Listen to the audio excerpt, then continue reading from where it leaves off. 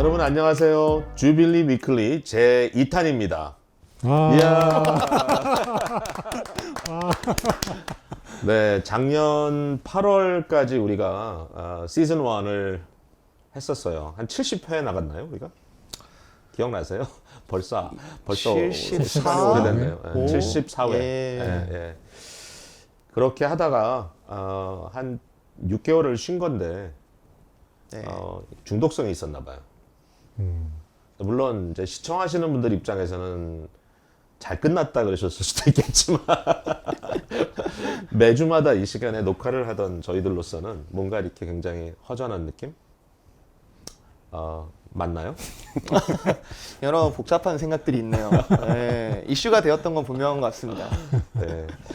뭐 말씀을 듣자 하니 뭐 저도 사실 상황을 모르는 건 아니니까요. 녹화를 하는 게 힘들었던 게 아니라 사실 편집을 해서 이제 그걸 실제로 이제 유튜브로 올리는 작업이 굉장히 많은 시간이 소요됐던 것이기 때문에 아마 그 일을 주로 했던 우리 이효성 목사님께는 약간 씁쓸한 기억일 수도 있다는 생각이 드네요. 뭐 씁쓸한 것까지는 아니고요. 전문가가 아니다 보니까 이렇게 고군분투했던 것 같습니다. 네. 네. 유익은 있었죠. 네. 왜냐하면 전문가가 아니었는데 나중에 전문가가 됐습니다. 네. 감사하게도 또 편집에 같이 참여해 주실 분들도 한두 분 더 생긴 것 같기도 하고 또 뿐만 아니라 좀 새로운 기능도 있지 않을까. 그래서 여러분 좀 이제는 시간은 좀 짧게 그러나 내용은 좀 강렬하게 그리고 뭔가 이렇게 기획된 느낌보다는 좀 자연스러운 아주 raw한 날 것을 보여드리는 그런 시간으로 저희가 좀 준비를 해보려고 하는데요. 매주마다 이제 거의 매주 설교를 이제 하시기 시작한 지가 벌써 몇 달 됐는데 네. 사실 그런 면에서 오늘 우리가 이 시간이 기능이 있겠죠? 네, 뭐 저희가 사실 같은 본문으로 또 여러 설교자가 같이 이렇게 설교를 하는 세팅이 좀 저희가 셋업이 되다 보니까 자연스럽게 이제 목회자들끼리 서로 이제 본문에 대해서 이제 인사이트들을 나누고 또 묵상들을 나누는 그런 시간들을 자연스럽게 가져왔었죠. 네. 네. 그런데 그 부분을 함께 우리가 쉐어해보면 어떨까? 이제 그런 아이디어를 가지고 이 시간이 이제 마련된 것 같습니다. 네. 그 같은 제목으로 같은 본문으로 여러 사람이 설교한다는 게 쉽진 않아요. 예, 특별히 좀 뭐 서로 다 의논하고 이렇게 합을 맞춰서 하는 건 아니지만 혹시라도 이제 내용 면에서 뭐 우리도 이제 실수할 수도 있고 어떤 면에서는 또 뭐 서로의 어떤 본문을 보는 시야나 각도가 다른 것은 괜찮은데 혹시 내용을 할 때 좀 이렇게 서로 상충되는 그런 경우가 있을 수도 있지 않을까라는 조심스러움. 그래서 사실 저희가 그 웨스턴터 신앙 고백서에 보면 성경의 본문이 가르치고자 하는 그 뜻은 하나다라고 하는 그런 내용이 있어요. 그러니까 그건 물론 이제 역사적인 하나의 생각이죠. 왜냐하면 그 이전에는 종교개혁 이전에는 똑같은 본문을 가지고 여러 결로 그 내용을 아주 다르게 이렇게 풀이하는 그런 경우들이 있었기 때문에 결국 이제 여러분 아시지만 성경을 잘못 해석하는 경우에는 누가 이런 얘기하죠. 귀에 걸면 귀걸이, 코에 걸면 코걸이다. 그러니까 그렇게 되면 안 되니까 우리 개혁주의 전통에서는 성경의 저자가 의도하는 그 원래 의미를 이제 하나로 이해할 수 있다라고 이제 이야기하고 있고. 물론 이제 그것을 성령님께서 사용하는 것이죠. 그 주일 설교 본문이 거의 월요일에는 나오죠. 네. 그래서 월요일에는 설교 본문을 그 다음 주 설교 본문을 이제 공유하고 그리고 뭐 아직은 너무 그 이른 단계지만 그래도 이런 내용들이 좀 눈에 보인다. 공부를 하기 시작하죠 저희가. 네, 오늘 촬영하는 날이 오늘은 수요일인데요. 네. 그러니까 이번 주 본문 같은 경우에 요한복음 10장입니다. 그래서 현재로서는 1절에서 18절 말씀을 저희가 선택을 한 상태고요. 주일날 실제로 읽는 본문이 좀 줄을 수는 있을 것 같아요. 그렇지만 뭐 요 정도 내용을 가지고 사실은 10장 전체 단데 그래도 10장 요 부분에 집중해서 저희가 좀 주일 말씀을 준비하고 있는데 주빌리 위클리를 통해서 이 영상을 좀 미리 보시는 분들에게 주일 설교를 기대하는 마음도 좀 생기고 이런 고민들이 지금 있구나 본문에 대해서 그리고 또 주일 실제로 어떻게 설교가 내용이 전달되는지도 좀 흥미로울 수 있지 않을까 그런 생각을 좀 해본 거죠 우리가. 네, 뭐 아직 가보지 않은 길을 이제 가는 중이라 뭐 이 영상이 어떻게 흘러갈지 어떤 대화 나눌지 잘 모르겠지만 아무래도 설교를 준비하는 입장에서는 아무래도 그 본문의 어떤 문맥이라든지 배경이라든지 아니면 요거를 통해서 말씀을 읽으면 좋겠다는 그런 포인트들이 나오지 않을까요? 그리고 또 뭐 담임 목사님께서도 이렇게 설교 중에 밝히신 적이 있지만 저희가 기쁨의 교회가 해석 공동체로서의 어떤 그렇죠. 하나의 정체성을 이렇게 확인해 가는 데 있어서 이게 어떻게 보면 좀 좋은 이 시작 포인트가 될 수도 있을 것 같습니다. good point. 예, 맞아요. 우리도 사실 그걸 좀 지향하고 같이 해보려고 하는 마음이었으니까 지금 공개적으로 하자 뭐 이런 의미도 있을 것 같네요. 네. 여러분께 좀 흥미로운 시간이었으면 좋겠고 뭐 단순히 흥미로운 것뿐만 아니라 도움이 됐으면 좋겠습니다. 영적으로 우리들에겐 도움이 굉장히 많이 될 것 같은데 네. 마음에 이렇게 뭔가 마중물처럼 앞으로 이루어질 이 설교 사역에 대한 여러분들의 마음의 어떤 기대 또 은혜에 대한 그런 채워짐이 좀 시작되는 순간이면 좋겠다. 그런 기대를 좀 하게 되네요. 일단 저희들이 이번 주일에 나눌 본문 말씀을 한번 스크린에 띄워볼게요. 띄워보고 그 본문의 내용을 내레이션 해주는 그런 장면을 여러분께 지금 일단 보여드리고 이어서 계속 말씀 나누도록 하겠습니다.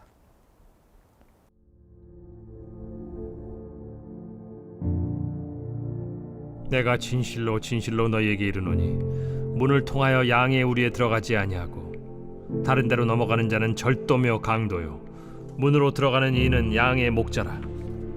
문지기는 그를 위하여 문을 열고 양은 그의 음성을 듣나니 그가 자기 양의 이름을 각각 불러 인도하여 내느니라.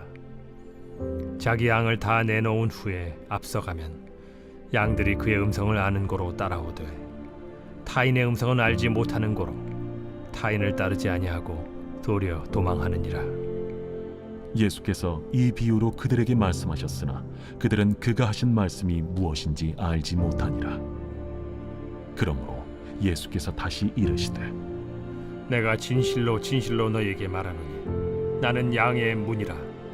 나보다 먼저 온 자는 다 절도요 강도니 양들이 듣지 아니하였느니라. 내가 문이니 누구든지 나로 말미암아 들어가면 구원을 받고 또는 들어가며 나오며 꼴을 얻으리라. 도둑이 오는 것은 도둑질하고 죽이고 멸망시키려는 것뿐이요 내가 온 것은 양으로 생명을 얻게 하고 더 풍성히 얻게 하려는 것이라. 나는 선한 목자라. 선한 목자는 양들을 위하여 목숨을 버리거니와 삭구는 목자가 아니요 양도 제 양이 아니라. 이리가 오는 것을 보면 양을 버리고 달아나나니 이리가 양을 물어가고 또 해치는지라. 달아나는 것은 그가 삭군인 까닭에 양을 돌보지 아니함이나 나는 선한 목자라. 나는 내 양을 알고 양도 나를 아는 것이 아버지께서 나를 아시고 내가 아버지를 아는 것 같으니 나는 양을 위하여 목숨을 버리노라. 또 이 우리에 들지 아니한 다른 양들이 내게 있어 내가 인도하여야 할 터이니 그들도 내 음성을 듣고 한 무리가 되어 한 목자에게 있으리라. 내가 내 목숨을 버리는 것은 그것을 내가 다시 얻기 위함이니 이로 말미암아 아버지께서 나를 사랑하시느니라. 이를 내게서 빼앗는 자가 있는 것이 아니라 내가 스스로 버리노라. 뭐 이번에 본문의 주제는 뭐 이렇게 보나 저렇게 보나 예수님 스스로 나는 선한 목자다라고 말씀하시는 내용 아니겠어요? 네. 그 목자라고 하는 그 타이틀 자체가 주는 어떤 시사가 뭘까요? 물론 뭐 목자 그러면 딱 떠오르는 게 있지만 그 이게 그저 단순히 예수님이 이렇게 막대기 들고 지팡이 들고 양을 친다는 의미는 아니잖아요. 네. 그러니까 목자라고 하셨을 때 그 목자의 어떤 그 이미지가 그 아무래도 구약 신약 이렇게 통틀어서 우리가 봤을 때 혹시 좀 떠오르는 생각이 있으세요? 목자라는 말에?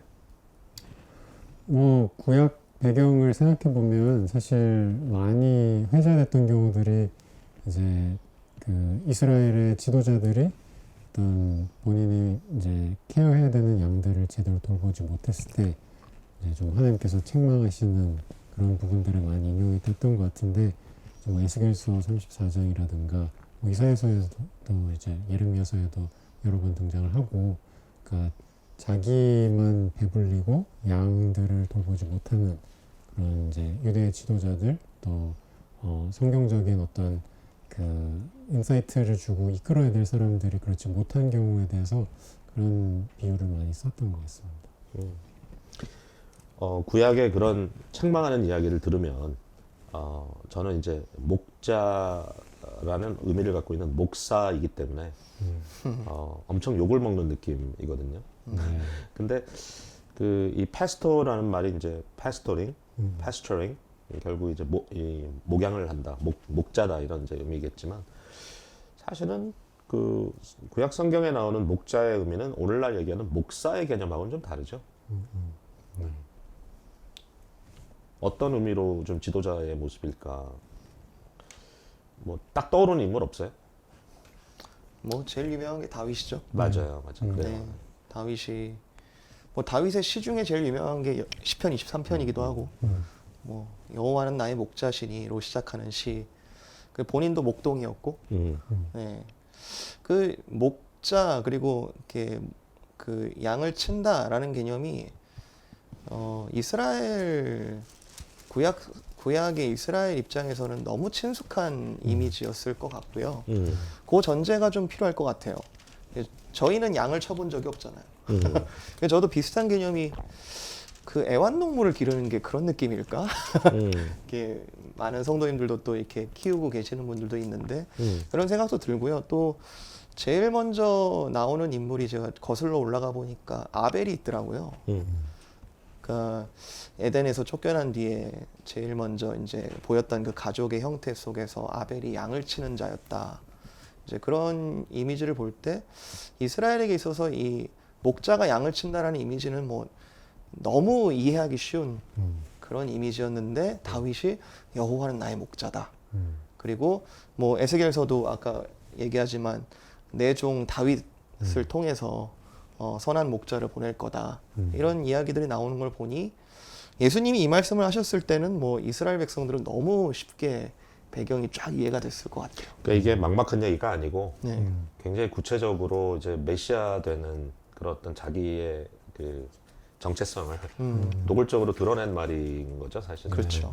그 요구절을 찾았는데 역대상 이제 11장 2절에 보니까 뭐 요 얘기 할게요. 그냥 다윗에 대한 얘기인데 왕의 하나님 여호와께서도 왕에게 말씀하시기를 네가 내 백성 이스라엘의 목자가 되며 내 백성 이스라엘의 주권자가 되리라 하셨나이다. 이게 다윗에 대한 얘기인데 결국은 뭐 다윗의 원래 직업이 목동이잖아요. 예, 그러니까 목자된 어떤 자리에서 이제 그를 취해서 왕으로 삼았는데 여기 주관자란 말의 의미는 이제 왕이란 뜻이고 네. 그러니까 결국은 이제 목자와 왕은 동일한 의미를 갖고 있다.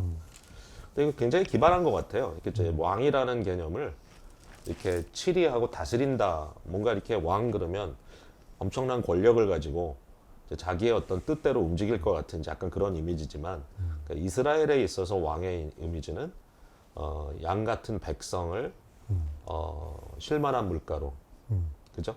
푸른 초장으로 이렇게 인도해주는 그런 굉장히 그 아주 고상하고 인자한 역할을 좀 네. 많이 갖고 있는 것 같아요. 그러니까 권력만 휘두르는 존재가 아니고 주인으로서 맘대로 하는 존재가 아니고 뭐 제가 좀 이해하기로는 덕이라는 표현이 약간 좀 가미되는 느낌이랄까?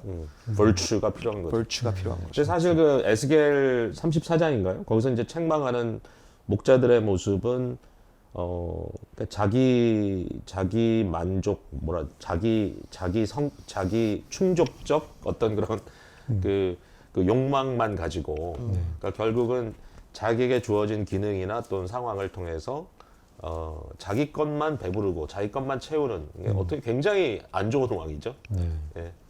오늘 이 시대에 우리가 이제 더 이상 이제 왕이 있는 시대는 아닌데요. 대체적으로 나라들이 그런데 이제 반면에 여전히 어떤 국가의 권력으로 세워진 분들이 나중에 보니까 이제 자기 배를 채웠다 이제 이러면은 그건 가만두지 않잖아요. 그렇죠. 특히 선거 때가 돼서 조금 더 피부에 와닿게 좀 느껴지는 것 같습니다. 예, 그 얘기를 끌고 나가는 건 좀 위태할 것 같고. 근데 사실 그 요한복음 10장 앞서서 요한복음 9장에 이제 바리새인들이 등장을 하는데 이제 바리새인 그러면 이제 소위 말하는 요한복음의 그 유대인이라고 하는 그러니까 유대 지도자들의 또 하나의 굉장히 아주 대표적인 그림일 것 같은데 네.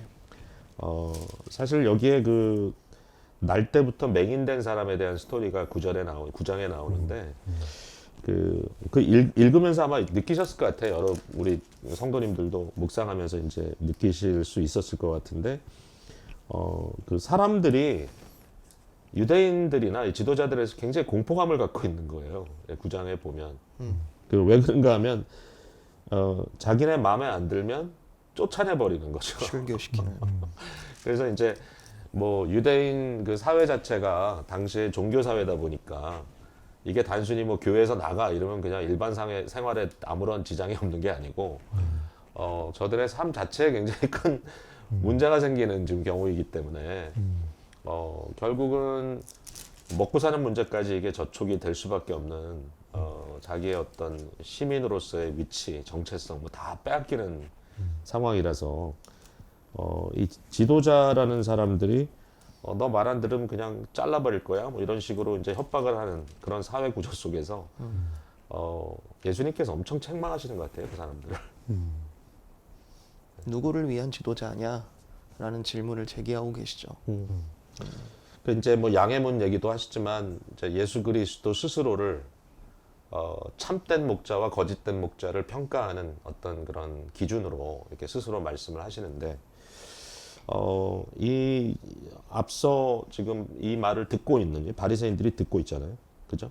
9장 40절 이후로 보면. 근데 이 사람들에게 나보다 먼저 온 자는 다 절도요 강도니 도둑이 오는 것은 도둑질하고 죽이고 멸망시키라는 것뿐이다. 굉장히 적나라하게. 단호하게. 요한복음에 나오는 예수님 무서워요.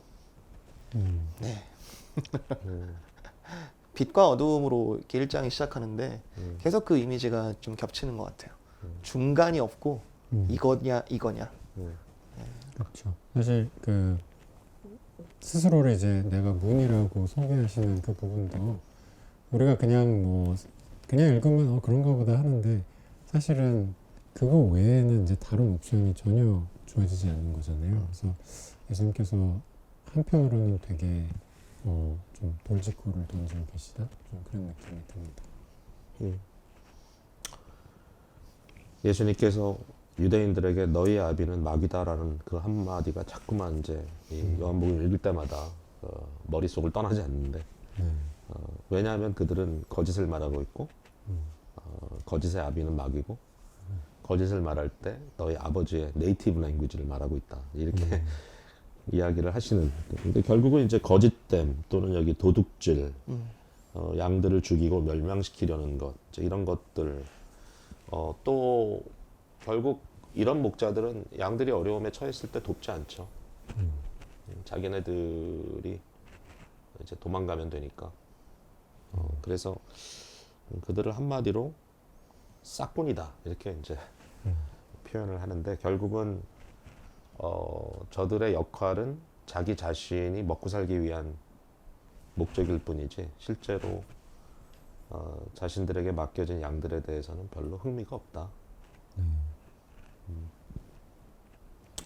우리 주님은 그런 분은 아니죠.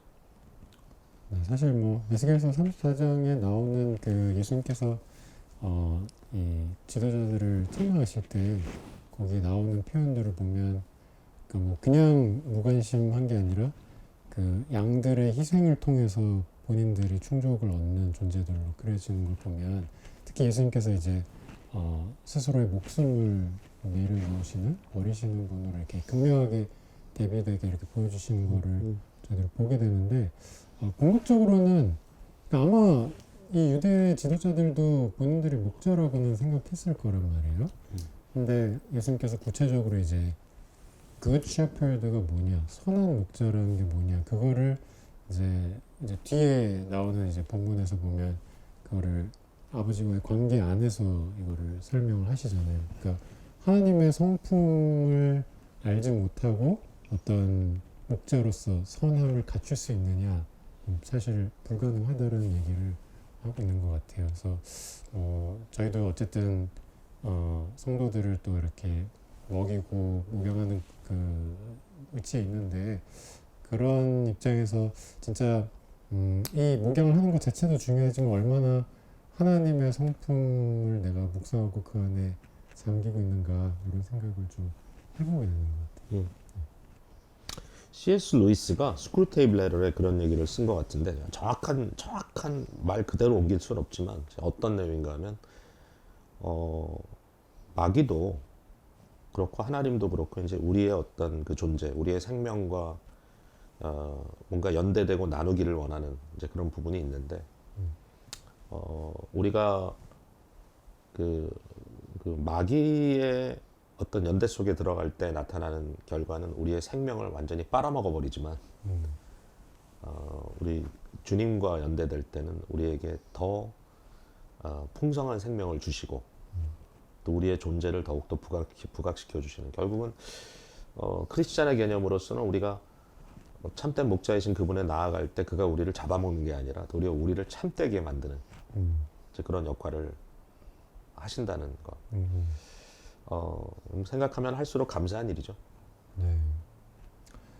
그러니까 이게 다시 좀 어떻게 보면 원론적인 얘기로 돌아가는 걸 수도 있는데 이제 기독교를 처음 대하는 많은 분들이 던지는 질문 중에 하나가 왜 하나님의 영광만 얘기하느냐, 이거 너무 하나님이 스스로에게만 너무 집중돼 있고 이렇게 배타적인 이런 종교 아니냐 이런 얘기들도 하는데 사실은 궁극적으로 오늘 본문이 특히 잘 보여주고 있는 게 하나님의 영광 가운데 들어가는 그 일이 사실 양들에게 가장 큰 복이기 때문에 가장 큰 유익이기 때문에 근데 그거를 단면적으로 가장 잘 보여주는 게 이제 예수 그리스도의 이제 목숨을 내려놓으심이란 말이에요. 그래서 이 본문이 어떻게 보면 그런 질문에 대한 답이 될 수도 있는 것 같습니다.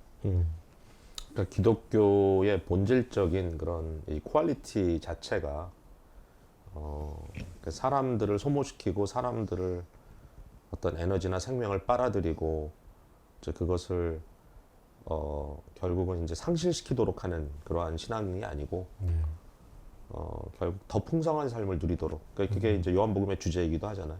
생명을 주되 더 풍성하게 주기를 원하는 어번덴 라이프를 주는 주님의 이 마음, 이 목자의 마음. 결국 이번 주일에 우리가 그 말씀을 이 복음이라는 이 그리드 안에서 우리 주님께서 우리에게 주고자 하는 그것, 왕 되신 주님, 부활하신 주님이 왕이신데 우리 주님이 다스리는 이 하나님 나라의 백성이 된 우리들에게는 우리의 군주 되신 주님과 우리의 관계가 어떤 관계인지 다시 한번 확인하고 좀 우리가 너무 힘들고 어렵다는 느낌을 가질 때는 어떻게 해야 될까요? 그런 경우에 어떤 위로가 좀 필요할까? 힘들고 어려울 때요. 양들도 힘들 때 있잖아. 우리 스스로 느끼는 거지만 우리 스스로도 우리 목자가 선한 목자시고 그러나 이제 사망의 음침한 골짜기로 갈 때도 있는데 어떨 때는 목자가 양을 좀 찌를 때도 있겠죠. 사실 여기 이제 비유에 보면 사실 저한테는 이 본문이 제일 감동을 주는 포인트는 이제 목자가 그 양을 알고 양들이 목자를 안다는 그 부분이 굉장히 좀 가슴 깊이 다가오는 게, 왜 저 태아도 이 엄마 뱃속에 있을 때 엄마의 목소리를 인지한다는 이미 연구 결과들이 되게 많이 있잖아요. 그거에 대해서 반응을 하고, 그러니까 결국에 양들은 목자의 음성을 듣고 목자의 지금 존재가 옆에 있다는 거를 느끼는 것 그 자체가 가장 큰 위로가 아닐까 싶어요. 어쩌면 이제 그게 하나님과 아버지와 그 아들의 관계 안에서만 허락된 굉장히 친밀한 그 관계에서 누리는 평안과 또 행복과 그런 건데, 그게 예수 그리스도라는 목자를 통해서 우리에게도 이게 같이 공유가 된다. 그러니까 그거를 느끼는 것 자체가 어떻게 보면 우리 삶에서 그런 어려움을 겪을 때 제일 큰 위로가 되지 않을까. 어린 아이가 막 울고 있을 때 그 엄마의 목소리가 갑자기 들리면, 드라마 같은 데도 보면 위기 상황에서 갑자기 주인공이 항상 그 돌아가신 어머니의 음성이 갑자기 막 들리고 이런 장면이 나오잖아요. 그러니까 드라마를 약간 너무 많이 봐요. 본인 입으로 인증하셨어요. 그래서 사실 그건 좀 만화 같은 얘기인데. 옛날 영화에서 보통 그런 모티브를 많이 잡죠. 네, 그걸 느끼는 게 제일 큰 위로일 것 같습니다. 네, 여러분 오늘 함께 하셔서 좋으셨나요? 예. 이번 주일에 우리 이호성 목사님은 어디에 좀 포인트를 잡고 말씀 전하실 것 같아요? 아직 좀 이르긴 하지만.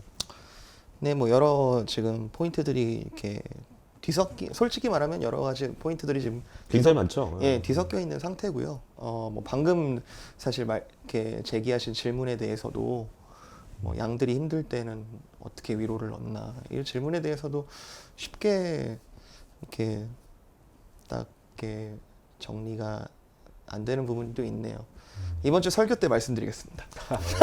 와, 대단한 약속인데요? 네. 근데 이제 제가 약간 2부 예배 많이 나와달라는 말씀 같기도 하고. 아니 근데 지금 제일 이렇게 좀 묵상이 되는 포인트는 선한 목자의 특성이 자기 목숨을 이제 버린다. 이제 사랑을 이렇게 선한 목자의 사랑은 자기 목숨을 버린다. 요한복음이 이제 이렇게 빛과 어두움을 가르는 것처럼 이렇게 두 가지 대조를 읽어내긴 해야 되는 것 같아요. 악한 목자가 어떤 목자고 선한 목자가 어떤 목자인지를. 그래서 그 가운데서 우리가 양으로서의 위치가 있을 것 같고요. 또 하나는 예수님 닮은 제자로서의 또 위치도 좀 있는 것 같아요. 이제 그게 좀 섞여 있는 것 같네요, 지금으로. 뭐 요한복음의 이제 결론까지 가면 사실 에필로그지만 예수님께서 베드로에게 목양을 부탁하시잖아요. 네, 맞아요. 이제 그 트랜지션도 나오는데 맞아요. 앞서가지 맙시다. 네. 네, 그 굉장히 큰 그림이 좀 보이는 좋은 결과가 있던 토론이었던 것 같은데요. 사실 저는 굉장히 통쾌했던 장면은 그 예수님께서 우리가 읽진 않았지만 이제 10장 이제 뒷부분으로 가면 아버지와 아들이 하나라는 이 원네스에 대해서 이제 선언을 하시는데 네.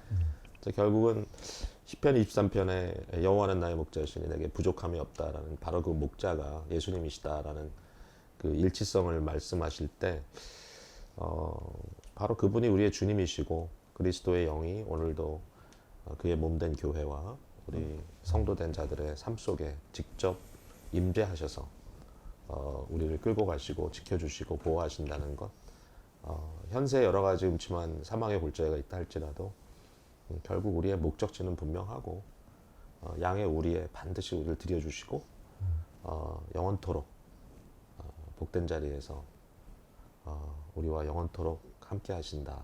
그런 기대감이 마음속에 있어서 용기를 주는 것 같습니다. 네, 오늘도 함께 해주셔서 감사하고요. 이번 주일에 또 어떤 말씀으로 좀 정리돼서 우리 모두에게 큰 은혜가 될지 기대합니다. 여러분 남은 한 주간 이제 주말이겠죠? 여러분 잘 보내시고 반가운 모습으로 주일에 함께 뵙겠습니다. 수고하셨습니다. 네, 예, 수고하셨습니다. 감사합니다.